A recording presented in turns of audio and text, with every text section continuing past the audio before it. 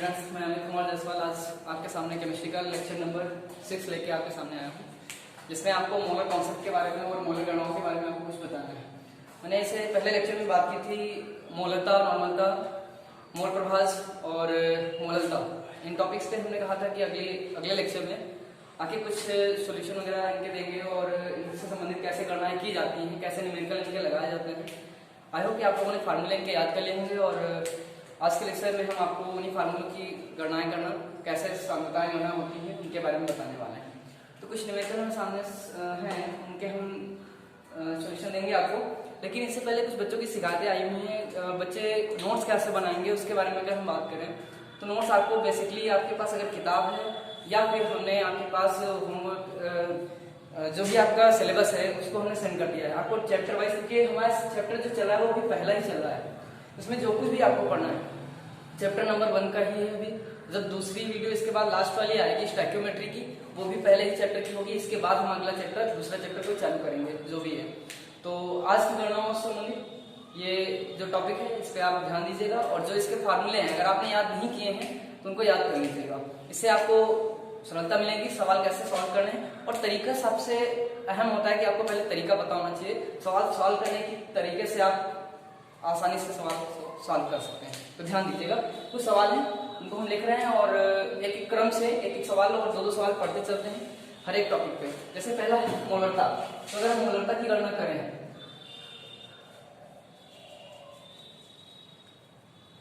मोलरता की गणना, और इसके लिए कुछ फार्मूले मैंने बताया थे। मोलरता बराबर पदार्थ के मोलों की संख्या बटे विलयन का आयतन लीटर में। तो कुछ इससे संबंधित एक तो सवाल है हमारे पास, हम उनकी बात करेंगे और आपको कुछ सवाल अवेलेबल करवा रहे हैं।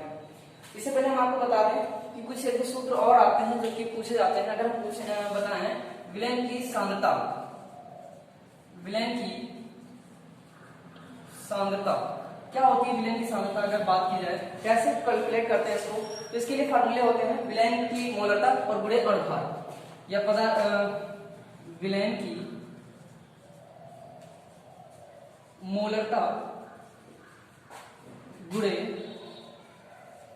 अणुभार। एक तो फार्मूला ये हो जाता है अगर सांद्रता पूछी जाए तो, और दूसरा हमारा हो जाएगा पदार्थ की नॉर्मलता, पदार्थ की नॉर्मलता बटे पदार्थ की मोलरता। इन दोनों का जो भागफल होगा वो बराबर होगा पदार्थ की अम्लता या क्षारकता, जिसको हमने बताया था कि इसको हम दोनों को स्मॉल एन से लिख सकते हैं। जहां पे यहाँ पे पदार्थ की क्षारकता स्मॉल एन बराबर पदार्थ की क्षारकता होगी। और इससे पहले हमने एन के लिए और भी बताया है, एन मोल भी माने जाते हैं। तो मोल यहाँ पर नहीं है, यहाँ पर पदार्थ की अम्लता क्षारकता को भी स्मॉल एन से लिखा जा रहा है और यहाँ पे मोल जो होता है मोल एन होता है। ये पदार्थ का भार और अणुभार इसको मोल कहते हैं। यहाँ पे अम्लता और क्षारकता है, इस चीज को ध्यान रखिएगा।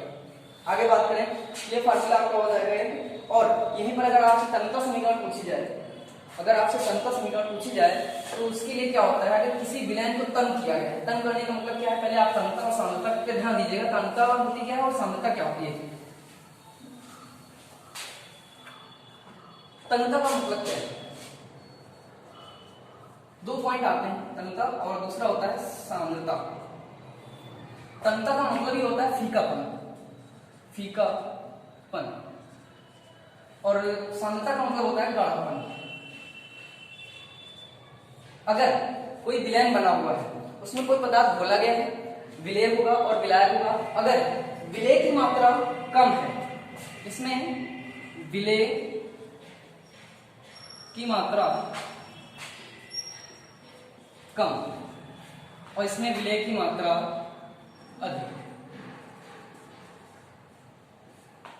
कहने का मतलब क्या है, अगर हम कहें गाढ़ापन क्या है और तन्यता या तन्यता सांद्रता है क्या, तो तन्यता जैसे किसी जल में अगर थोड़ी चीनी डाली जाए तो उसकी मात्रा कैसी होगी, और अगर ज्यादा चीनी डाल दी जाए तो जो विलयन बनेगा वो कैसा होगा। अगर जिसमें थोड़ी चीनी पड़ी हुई है तो विलयन हमारा तन कहलाएगा, अगर जिसमें ज्यादा पड़ी हुई है तो वो हमारा विलयन सांद्र कहलाएगा। अरे जरूरी नहीं कि चीनी ही हो, कोई भी विलेय पदार्थ हो सकता है जो कि घुला हो किसी विलायक में, ये चीज ध्यान रखिएगा। तो इसके बारे में आगे हम बात करेंगे। और तंत्र समीकरण पूछी जाती है, तंत्र समीकरण क्या होता है इसके बारे में देखते हैं।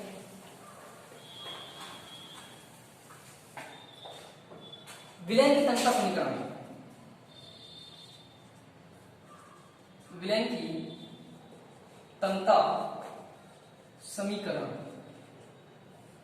ये इंपॉर्टेंट है दोनों क्लासों के लिए, 11 और 12 दोनों के लिए। मैंने बता दिया था ये लेक्चर वैसे भी हमारा जो मोलरता क्षमताओं से गणना संबंधित जितने भी सवाल होंगे वो हमारे 12 और 11 दोनों के लिए इंपॉर्टेंट है। तो तंत्र समीकरण पूछी जाती है। अगर किसी विलयन में कुछ मोल घुले हुए हैं किसी पदार्थ के, तो वो विलयन मोलर विलयन कहलाता है, जिसको हम m से लिखते हैं। और यहीं पर अगर हम बात करें कि पदार्थ में अगर कुछ सांद्रताएं हैं तो उनके साथ में मोलर सांद्रताओं के साथ विलयन की तंत्रता कैसे देखते हैं। विलयन की तंत्रता देखेंगे तो हम बता रहे हैं आपको, अगर किसी विलयन में जितना गाढ़ापन है अगर उसमें हम विलायक की मात्रा डाल दें तो विलयन तंग हो जाएगा और उसकी मोलरता में कुछ अंतर आएगा। अब इस अंतर की गणना कैसे की जाती है, तो उसका फार्मूला क्या होता है। अगर हम बात करें तो m1 into v1 equal to m2 into v2। v2 क्या है, m2 क्या है, v1 क्या है, m1 क्या है। m जो है पदार्थ की मोलरता है, v जो है वो विलयन का आयतन होगा, और जो m2 है ये पहले का है। और जब हम जल या विलायक कुछ भी डालेंगे, चाहे विलय का आयतन बढ़ाएं या उसकी मोलरता में कोई अंतर करें, तो जो आएगा रिजल्ट वो हमारा सेकंड रिजल्ट होगा। यानी अगर m को हम अंतर कर रहे हैं, किसी में परिवर्तित कर रहे हैं तो m2 हो जाएगा, अगर v को बदलेंगे तो वो v2 हो जाएगा।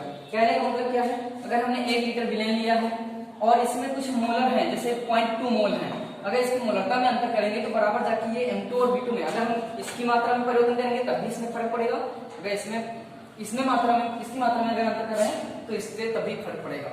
तो इसको ध्यान दीजिएगा। कहने का मतलब क्या है, पहले विलयन की मोलरता क्या थी, उसका आयतन क्या था, और अगर उसमें कोई पदार्थ मिला रहे हैं तो वो जो होगा वो दूसरा रिजल्ट होगा जो कि m2 और v2 कहलाएगा। यानी पहले m1 था अब बदल के m2 हो गया है, v1 आयतन था अब आयतन v2 हो गया है। तो आप सूत्र देख रहे हैं m1 v1 equal to m2 v2, ये होता है विलयन की तंत्रता का समीकरण। यानी कहने का मतलब है किसी विलयन में अगर हम आयतन में या उसकी मोलरता में परिवर्तन करते हैं तो वो अपने उस अवस्था से, पहली अवस्था से दूसरी अवस्था में चला जाता है। इसी को हम लिखते हैं m1 v1 equal to m2 v2। यही आपकी तंत्रता विलयन की तंत्रता का समीकरण। तो इस चीज को ध्यान रखिएगा।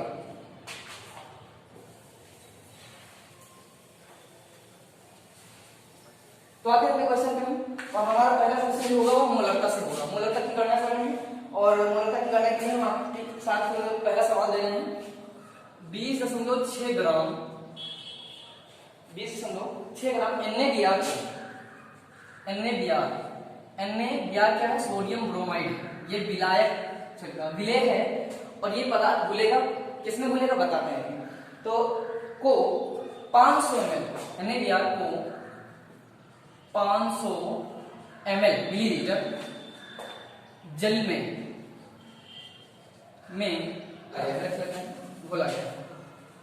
घोला गया है। विलयन की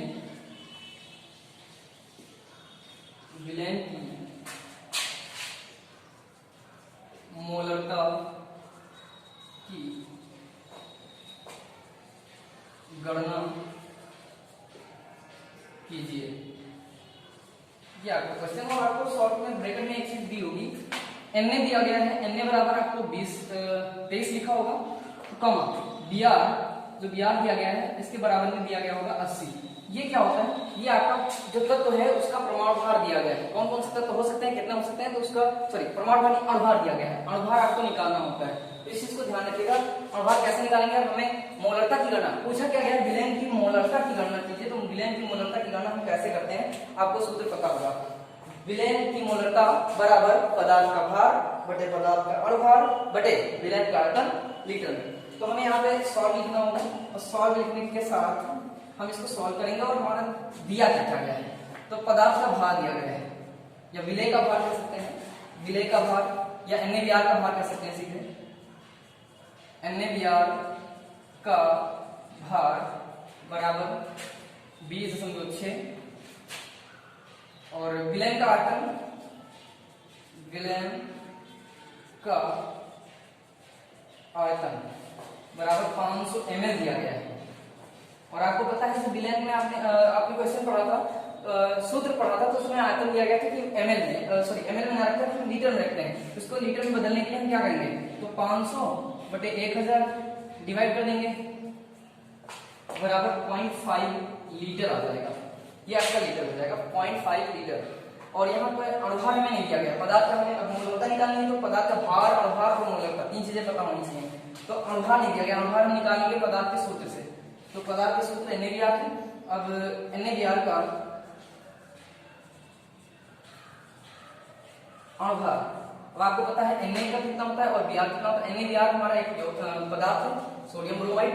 Na का होता है 23 और प्लस इसका दिया हुआ है Br का 80 दिया हुआ है, तो बराबर ये 123 हो जाएगा, सॉरी 103 हो जाएगा, 103 हो जाएगा। ये हो जाएगा इसका अणुभार। अब आपको सूत्र पता है, और सूत्र आपका कौन सा है आपको पता है। ये तीनों चीजें आपको उठा के सूत्र में रख देनी है और आपका आंसर मोलरता इसकी पता चल जाएगी। कैसे, ध्यान दीजिए, इतना नोट कर लिए होंगे, इसके आगे बढ़ते हैं।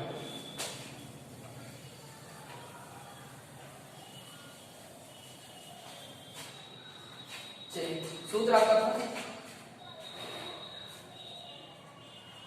NaBr की मोलरता बराबर भार कितना है, तो पदार्थ का भार 20.6 बटे पदार्थ का अणुभार आपको पता है 103 और पूरे का बटे आयतन हमें पता है 0.5 दिया गया है, 0.5 लीटर। अब आप इसको कैलकुलेट कर लीजिए और आंसर आपका सामने आ जाएगा। जो भी मोलरता होगी इस बात की वो पता चल जाएगा। तो आई होप कि इसको आप कैलकुलेट कर सकते हैं और इसका जो आंसर आने वाला है वो कितना होगा उसको हम कैलकुलेट करके आपको दे रहे हैं, तो ध्यान दीजिएगा।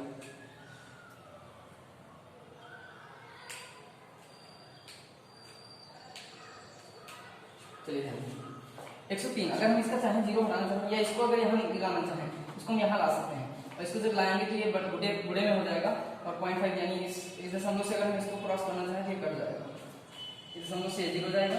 तो 103 को 2 से हम डिवाइड कर देंगे, ये एक बार में जाएगा, ये 2 बार में जाएगा। 0.5 है और यहाँ 2 है, अगर 2/5 है तो इसको हम डिवाइड करेंगे तो 0.4 मोल पर लीटर। ये आपका आंसर हो जाएगा, पहला सवाल का आंसर हो जाएगा। इसको आप नोट कर लीजिएगा और अगर नहीं समझ में आए तो दोबारा रिकैप कर लीजिएगा और समझ में आ जाएगा।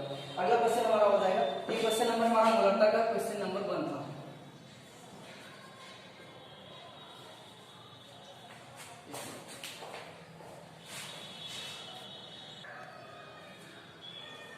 ये क्वेश्चन है आपका H2SO4 के 20% भार से विलयन की मोलरता ज्ञात कीजिए। विलयन का घनत्व 1.1394 ग्राम है, ग्राम पर ml है, और इसमें H दिया गया है। H कितना है, H बराबर 1 दिया गया है, S जो है वो 32 दिया गया है, 32, और O जो दिया गया है वो 16 दिया गया है। अगर हम बात करें यहाँ पे पूछा क्या गया है, तो विलयन की मोलरता पूछ रहा है। विलयन की मोलरता कैसे ज्ञात करेंगे, हमें पता है कि पदार्थ, विलयन सूत्र वही होगा, विलयन की मोलरता को बताइए। विलयन की मोलरता बराबर पदार्थ का भार बटे अणुभार बटे आयतन लीटर में। लेकिन यहाँ पे हमें क्या नहीं दिया है, हमें यहाँ पे भार दिया हुआ है, भार से क्या है प्रतिशतता, यानी 100 अगर ml है तो उसका कितना प्रतिशत, तो 20% भार से, यानी जैसे 100 हम मान लेते हैं कि हमारा जो विलयन दिया गया वो 100 ग्राम है, उसमें 20 ग्राम जो है वो हमारा H2SO4 है, बाकी जो हमारा 80% बचा वो हमारा अन्य विलायक है, उसमें घनत्व दिया गया है। तो हमें क्योंकि भार देखना है, पदार्थ का भार और अणुभार, इसको ध्यान देते हुए तो ध्यान दीजिएगा क्या क्या दिया हुआ है, क्या क्या दिया हुआ है। उसकी बात करें, पदार्थ का भार, पदार्थ का भार यानी जैसी बात है, अगर पदार्थ का भार यानी जो झुला हुआ है उसमें कितना कह रहा है, पदार्थ का भार 20। तो अगर हम मान लेते हैं कि विलयन हमारे पास पूरा 100 ग्राम है या 100% है, 100% में कितना होगा 20%, यानी 100 बराबर इसको मानेंगे 20, क्योंकि ग्राम में मानेगा तो जैसी बात 20 ग्राम हो जाएगा हमारा पदार्थ जो खुला हुआ 20 ग्राम। 100 ग्राम अगर हमने विलयन मान के लिया 100%, उसमें 20% यानी 20 ग्राम। तो अगर अब हमें पता क्या होना चाहिए, पदार्थ का अणुभार, पदार्थ का अणुभार और ये अणुभार है किसका, तो H2SO4 है। पदार्थ कौन सा है, H2SO4 है। अब H2SO4 अगर दिया गया है तो इसका भार कितना हो जाएगा, उसके बारे में ध्यान दीजिएगा। H मैंने बता दिया है, H का 1 होता है, S का 32 और O का 16 होता है। तो कैसे निकालेंगे, H 2 है तो 1 × 2 प्लस अणुभार निकालने का तरीका क्या है, S कितने जितने तत्व हैं उनको अलग अलग लिखेंगे। तो S देखिएगा H 2 है इसलिए 1 × 2, और अब दूसरा तत्व है तो प्लस लगेगा, उसके बाद अगले का लिखेंगे तो 32। ये तरीका आपको पता होना चाहिए कैसे निकालते हैं अणुभार पदार्थ का या यौगिक का। O है तो प्लस लगाएंगे, अगला तत्व जैसे ही आएगा प्लस लगाएंगे, उसके बाद O का कितना होता है 16 दिया हुआ, और कितने O है तो हो जाएगा 4 O। ये हमें अलग करना है, तो इसको हम कैलकुलेट कर लेते हैं कितना आता है। ये 2 हो जाएगा प्लस ये 32 हो जाएगा 2 और ये 32 और प्लस ये 64 हो जाएगा, और इसको जो कैलकुलेट करेंगे तो हमारा आ जाएगा लगभग 98 आ जाएगा 428 98। ये आपका अणुभार आ गया। अब हमें पूछ रहा है कि हमें यहाँ पे विलयन का आयतन नहीं दिया हुआ है, तो आयतन हम कैसे ज्ञात करते हैं, ध्यान दीजिएगा। यहाँ पे घनत्व दिया हुआ है। अब हमारा सूत्र क्या होता है, पदार्थ का आयतन बराबर, अगर विलयन का आयतन निकालना है, विलयन का आयतन बराबर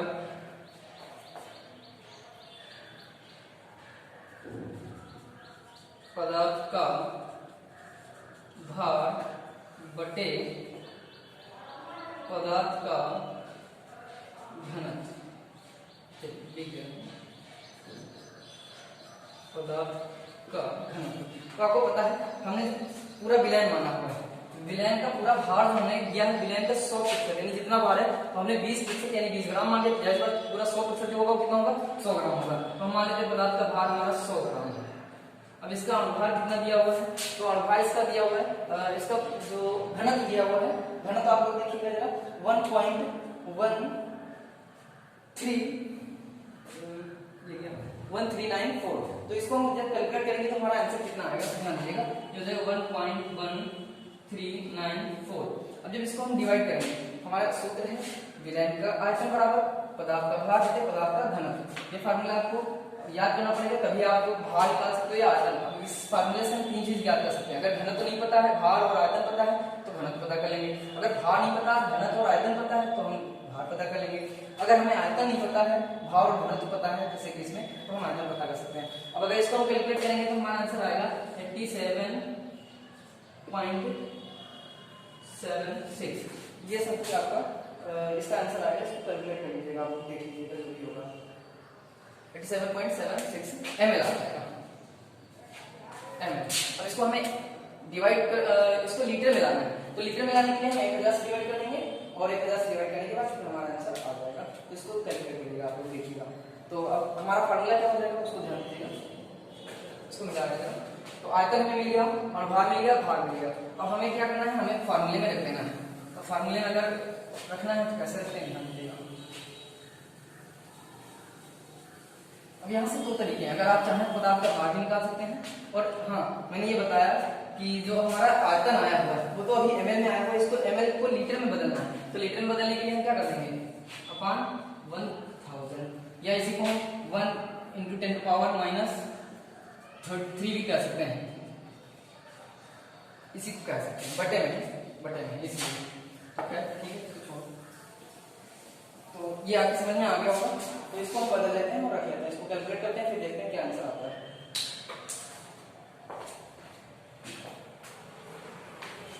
तो विलयन की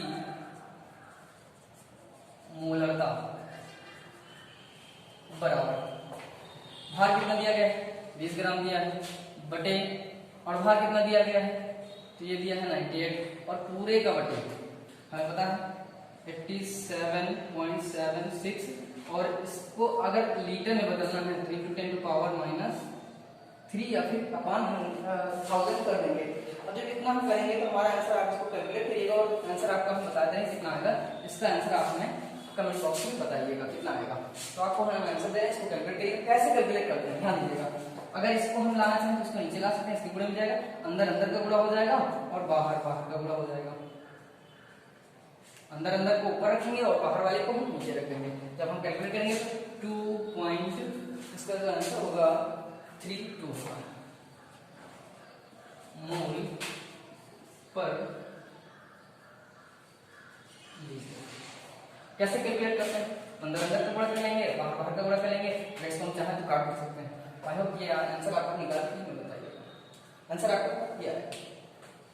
तो विलेन की मौलिकता आपको समझ में आएगी कि कैसे निकालना होता है। अगर अब बात करें हम कि क्या क्या हमें निकालना हो सकता है एक पदार्थ एक सूत्र से, तो इसमें हम पदार्थ का भार लेते हैं, पदार्थ का अनुभार लेते हैं, विलयन की सांद्रता क्या होती है, तो इन चीजों की बातें होती हैं। अगर हम बात करें कि जैसे अभी मोलरता बराबर भार, पदार्थ का भार या विलेय का भार, अणुभार विलेय का अणुभार और आयतन। आपसे इसमें क्या क्या पूछ सकता है? अगर मोलरता दी गई हो सकता है भार पूछ ले या अणुभार पूछ ले या आयतन पूछ ले, या फिर भार दिया गया है और इन तीनों में से कोई अगर मोलरता पूछ रहा है तो ये तीनों दिए होंगे, अगर भार पूछ रहा है तो ये तीनों दिए गए होंगे, अगर अणुभार पूछ रहा है तो भार, आयतन और मोलरता दी गई होगी, अगर आयतन पूछ रहा है तो भार, अणुभार और आपसे मोलरता दी गई होगी। अब यहाँ पे एक ध्यान दीजिएगा, कभी भी अभी जो सांद्रता बनी है मोलरता बराबर सांद्रता और बड़े अणुभार था, वो कहाँ से आया? तो हमें कभी भी अगर याद करना है कि कैसे, तो हम इसको उठा के यहाँ पे अगर ले आए तो ये इसके गुणे में हो जाएगा और ये बटे ये हो जाएगा और ये भार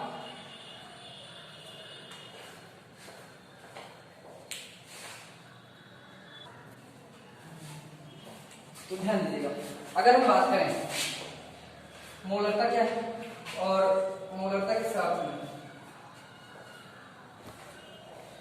समझा ना बने, ध्यान दीजिएगा मोलरता बराबर क्या होता है। अगर हम बात करें मोलरता, पदार्थ की मोलरता बराबर पदार्थ का भार बटे अणुभार और पूरे का बटे आयतन को भी लीटर में। तो हम ये क्या कर सकते हैं इसमें, अगर हम चाहें तो अणुभार को उठा के हम इसके नीचे ला सकते हैं, तो ये बन जाएगा, इसी को हम लिख सकते हैं भार बटे आयतन और गुणे अणुभार। तो ये जो हो जाएगा भार बटे आयतन, यही हमारी सांद्रता होती है, भार बटे आयतन हो जाएगा हमारी सांद्रता होती है, और इसी के गुणे में क्योंकि हमें इसे नीचे रखना है और ये गुणे में हो जाएगा अणुभार। तो हमारा जो मोलरता बराबर हो जाएगा, यही आपकी सांद्रता वाली है, मोलरता बराबर सांद्रता गुणे अणुभार, ये हो जाएगा। तो इस फार्मूले को आप यूज कर सकते हो। तो दूसरा हमारा जो टॉपिक होगा, तो बात करेंगे मोलरता पर। और मोलरता के लिए इससे पहले हम आपको बताएं कि जल की गणना करने के लिए आता है, जल की गणना कैसे करते हैं उसके बारे में ध्यान दीजिएगा। कक्षा 12 के लिए भी इंपॉर्टेंट टॉपिक है, इसको ध्यान दीजिएगा।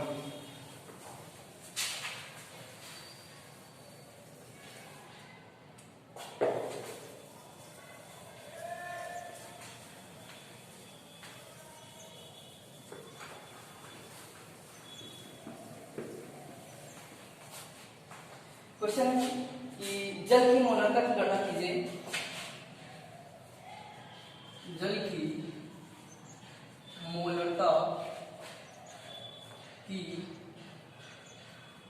गणना कीजिए। जल का घनत्व सिर्फ आपको दिया गया है, जल का घनत्व 1 ग्राम पर ml है। जल का घनत्व 1 ग्राम पर ml है। ये क्वेश्चन है आपको, इसमें कुछ भी आपको दिख नहीं रहा है कि क्या दिया गया है। तो ये क्वेश्चन नंबर हमारा तीसरा हो जाएगा मोलरता के, और इसमें पूछा क्या गया है कि मोलरता की गणना कीजिए। कैसे करेंगे? हमें ना तो जल का भार पता है, ना अणुभार पता है, और ना ही उसका आयतन पता है। तो घनत्व दिया गया है, घनत्व से हम कैसे याद करेंगे? तो इससे ध्यान दीजिएगा, हमें मिलना क्या चाहिए? जल का सॉल्व अगर करें हम तो हमें क्या क्या चाहिए? जल का भार, जल का अणुभार,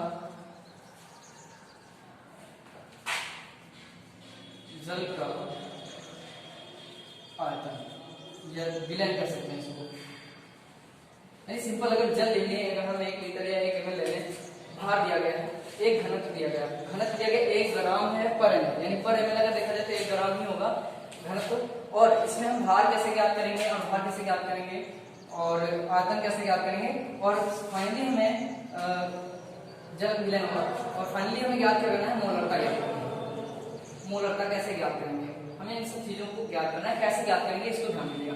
तो पदार्थ जो भार दिया गया है, अब जाहिर सी बात अगर 1 लीटर हम जल ले लें, 1 लीटर जल, 1 लीटर या हम इसी को 1000 ml कह सकते हैं।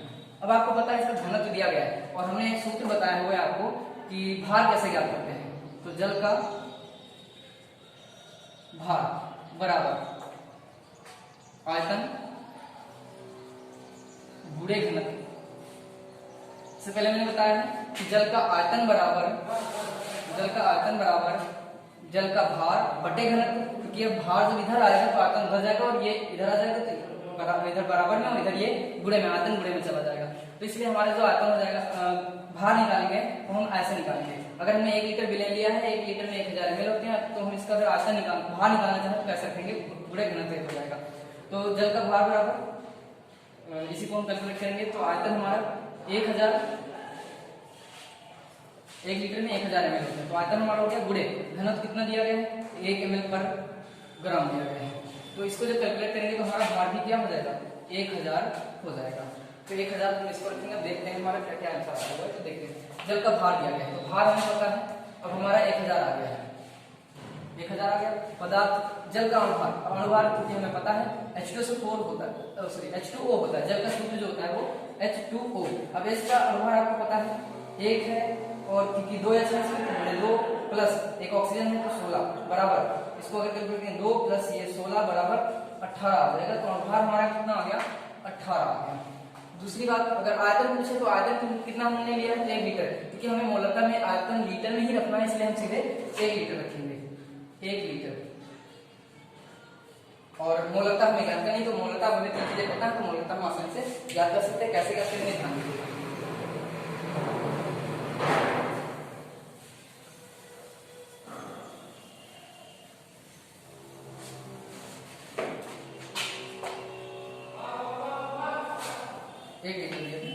तो जल की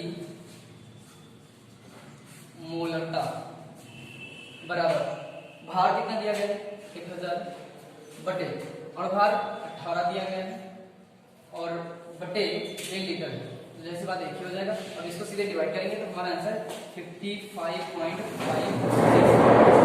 पर आएगा। तो ध्यान दीजिएगा, अगर हम इसको 1000 को डिवाइड करें तो इसको हम कैसे लिख सकते हैं, इस क्योंकि 1 लीटर है तो 1 लीटर नीचे में 1 का होने का मतलब कुछ है ही नहीं, यानी 1 लीटर का मतलब अगर इसे कुछ ना माने, अगर किसी संख्या के नीचे अगर बटे 2/1 लिखा हुआ तो 1 का मतलब यानी कुछ नहीं, यानी सीधा संख्या ही मानी जाएगी। तो इसलिए हम 1 को हटा देंगे और बचेगा हमारा क्या, तो 1000 बटे 18, 1018 को हम अगर डिवाइड करें तो 18 को यहाँ रखेंगे और 1000 को यहाँ पर हमारा आंसर ये निकल के ऐसे आएगा। इसको डिवाइड करके देख लीजिएगा, तो ये हो जाएगा हमारा जल की मोलरता का। और दूसरा आएगा हमारा क्वेश्चन होगा अब मोलरता का होगा, ये मोलरता के हो गए 3 सवाल हो गए, और आप देखिएगा इसको जैसा होगा। अगर समझ में नहीं आ रहा है तो एक बार रिकैप करके देख लीजिएगा वीडियो को, और समझ में आ जाएगा। ये इंपॉर्टेंट टॉपिक पड़ जाता है क्वेश्चन में, बोर्ड एग्जाम में भी ये पूछा जाता है कक्षा 12 में कि जल की मोलरता कितनी होती है, तो आपको बताना होता है कितना होता है, तो आपको ध्यान रखना है आंसर, आपको जल की मोलरता कितनी होती है।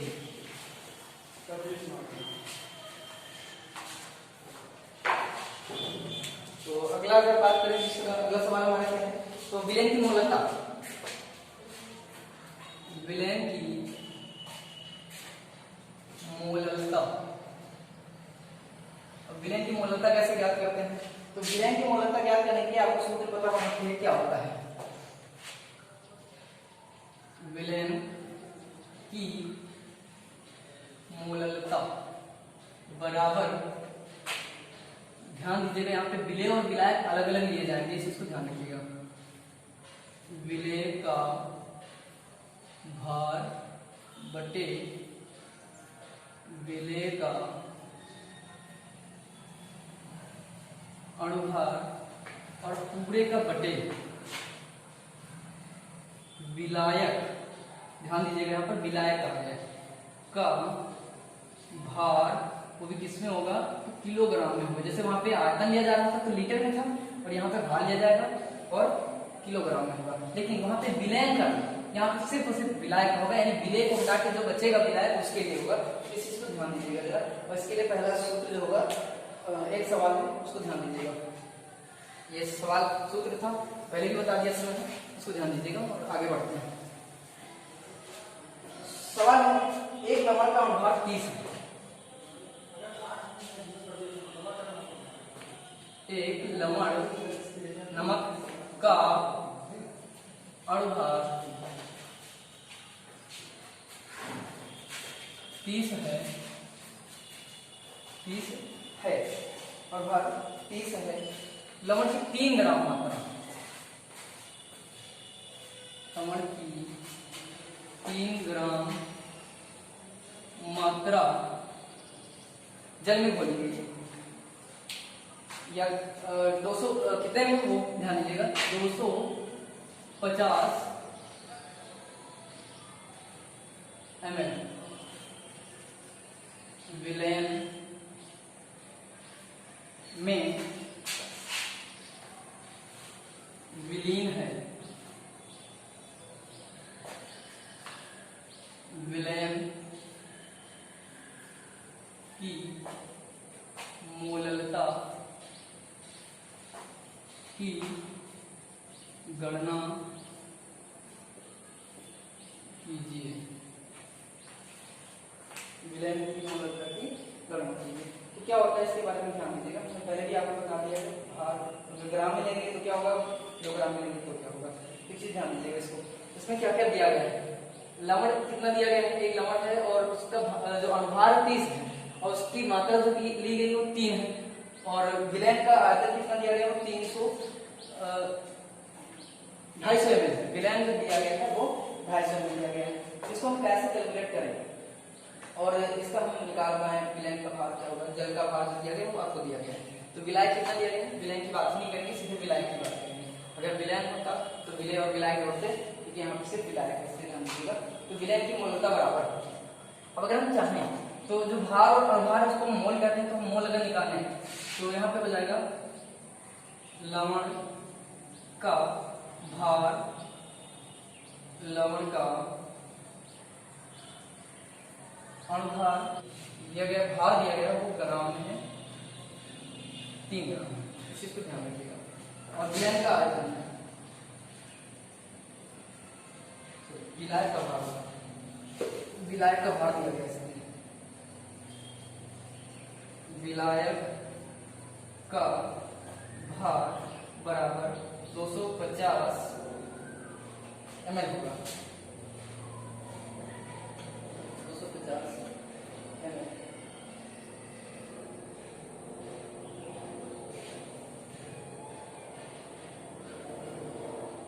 कैलकुलेट करते हैं इसको, ध्यान दीजिएगा। अगर इसको हम किलोग्राम में रखते हैं, क्योंकि ये ml में है, भार में भार दिया, विलायक का भार दिया और भार कितना है 250 है, इसको हम किलोग्राम में रख देंगे। ये हो जाएगा हमारा 250 बटे 1000 बराबर, ये हो जाएगा 1 0 से ये 0 कट जाएगा, 2 0 जब काटेंगे तो हम लोग यहाँ से खिसक के 1 अंक और ये 2 अंक यहाँ आ जाएगा, तो हम लोग हो जाएगा 0.25। और यहाँ पे मोल हम निकाल सकते हैं भार बटे अनुभार, क्योंकि भार बटे अनुभार हमारा होता है मोल। पदार्थ के मोलों की संख्या हम सीधे कह लें, विलय के मोलों की संख्या बराबर भार बटे अनुभार, ये सीधे हम निकाल सकते हैं। तो भार कितना दिया गया है 3 दिया है, अनुभार दिया गया है 30, इसको डिवाइड करेंगे पॉइंट लग जाएगा 1 हो जाएगा, यानी 0.1 आगे आंसर। और यहाँ पे अब सूत्र हमारा क्या है, जो विलय के मोलों की संख्या बटे विलयन का, विलायक का भार जो भी है, भार दिया गया आपको, ये ग्राम में होगा, तो किलो 1000 डिवाइड कर दिया तो किलोग्राम में आ जाएगा, किलोग्राम में। अब इसको डिवाइड करेंगे 0.1/0.25, इसको अगर हम डिवाइड करें 0.1 पहले एक दशमलव के साथ में, और इसका आंसर आपका निकल आएगा 0.4 आएगा। तो इसको डिवाइड करिएगा, दशमलव एक खिसकाएंगे तो ये खिसक के यहाँ पे आ जाएगा, यहाँ पे मान लेते हैं। एक को अगर हम डिवाइड करेंगे 0.25 से, तो ये आंसर आएगा चलिए देख लीजिए 25 मान लेते हैं इसको, और एक दशमलव अगर और हम खिसका दें तो ये 10 हो जाएगा, यानी 25 और 10, तो 10 को यहाँ रख देते हैं, दशमलव में किसका दिया, 2 अंक इसके किसका दिए, 2 अंक इसके किसका दिए, कोई समस्या नहीं होनी चाहिए। दोबारा समझ लीजिएगा कैसे, 0.1 अपॉन 0.25, अगर इसके 2 अंक किसका आते हैं तो 0 लगाएंगे, 1 2 यहाँ आ जाएगा पॉइंट, इसके 2 अंक किसके आएंगे तो 1 2 यहाँ आ जाएगा पॉइंट। अब 10/25 को अगर हम डिवाइड करेंगे तो 25 को यहाँ रखेंगे, 10 को यहाँ रखेंगे, इसको डिवाइड करेंगे, पॉइंट लगाएंगे, 0 बढ़ाएंगे और 4 बार में आ जाएगा तो ये 100 डिवाइड हो जाएगा। 0.4 तो ये हो जाएगा 0.4 मोलर,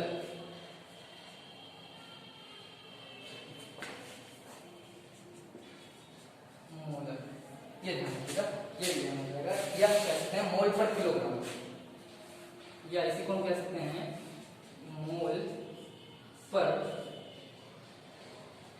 किलोग्राम, ये हो जाएगा आपका आंसर, ये हो जाएगा मोलरता का जाएगा।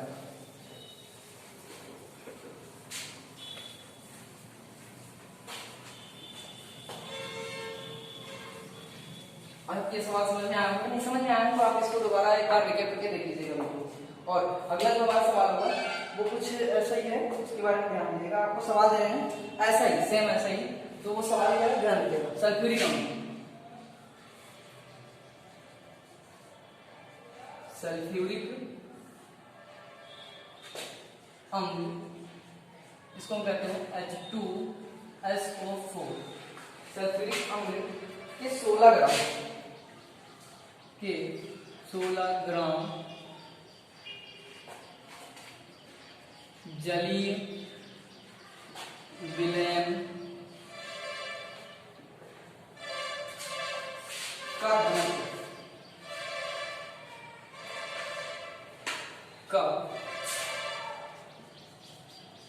घनत्व कितना दिया गया है तो हम आपको दे रहे हैं 1.10 1.1094 ग्राम पर ml है।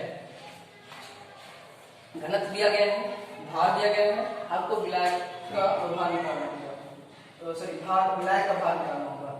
तो दिया गया विलयन की मोलरता और मोलरता की गणना कीजिए। यहीं पे हम आपको सिर्फ मोलरता दे रहे हैं, विलयन की मोलरता की गणना कीजिए। क्या होगा, ये सवाल आपको लगाना है, इसको हम आपको बता दे रहे हैं कैसे लगाना है। सॉल्व वगैरह लिखिए, सॉल्व में क्या होगा इस चीज को ध्यान दीजिएगा। हमें पता क्या होना चाहिए, भार पता होना चाहिए और भार पता होना चाहिए और विलायक का भी भार पता होना चाहिए। तो यहाँ पे दिया गया 16%। पहली बात तो इसको दिया गया तो H2SO4 का भार और H2SO4 का भार और विलायक का भार, यानी विलायक का भार जो जब होगा विलायक का भार, ये 3 चीजें आपको ज्ञात होनी चाहिए। इन चीजों को कैसे ज्ञात करेंगे उस चीज को ध्यान दीजिएगा। पदार्थ का भार आपको दिया गया, कितना दिया गया 16% भार से, हाँ ये चीज ध्यान रखिएगा, 16% भार से, 16% भार से, 16% भार से। जलीय विलयन का घनत्व कितना है 1.1094 दिया गया है ग्राम पर ml और विलयन की मोलरता की गणना करनी है। तो दिया गया आपको भार कितना दिया गया 16%। अगर हम विलयन को 100 मान लें, अगर हम 100 मान लेंगे तो हमारा जो भार हो जाएगा विलय का वो हो जाएगा 16, क्योंकि अगर भार है तो जैसे बात ग्राम में होगा।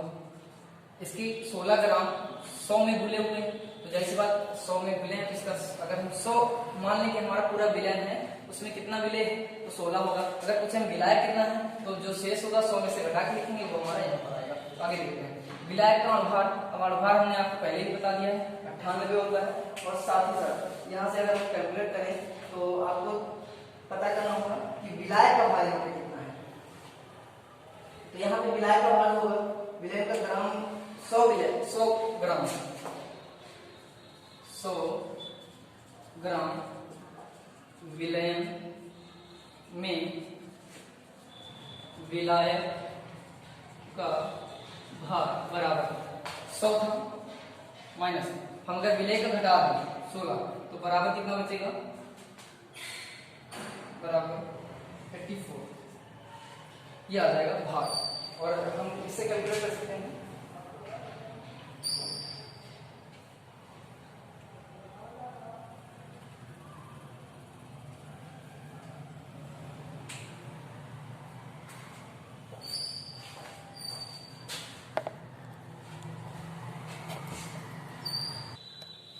तो ध्यान दीजिएगा यहाँ पे एक बार क्वेश्चन को फिर से पढ़ते हैं। सल्फ्यूरिक अम्ल का H2SO4 के 16% भार से जलीय विलयन का घनत्व दिया गया है। घनत्व हमें सिर्फ कंफ्यूज करने के लिए दिया गया है कि हमें H2SO4 का भार पता है 16 हो गया, 98 इसका भार हो जाएगा।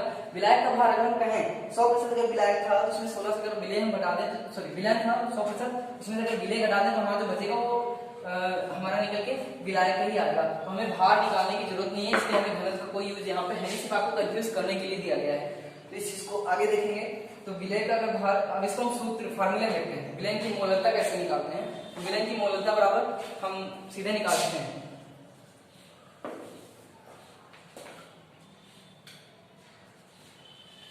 विलयन की मोलरता, और ये आपको फार्मूला को सॉल्व करना है। और इसमें भार बटे अणुभार, भार बटे अणुभार बटे विलायक का, और ये होगा किलोग्राम में, किलोग्राम में। इस फार्मूले में रख के आपको इस सवाल को सॉल्व करना है। इसका आंसर कितना होता है वो हम आपको दे दे रहे हैं, और ये सवाल सॉल्व करके आपका आंसर हमें कमेंट बॉक्स में देना है कितना आएगा। आप कमेंट करिएगा और हमको बताइएगा इसका आंसर आ रहा है नहीं आ रहा है, कितना आ रहा है। इसका आंसर आप लिख सकते हैं, इसका आंसर हो जाएगा 1.94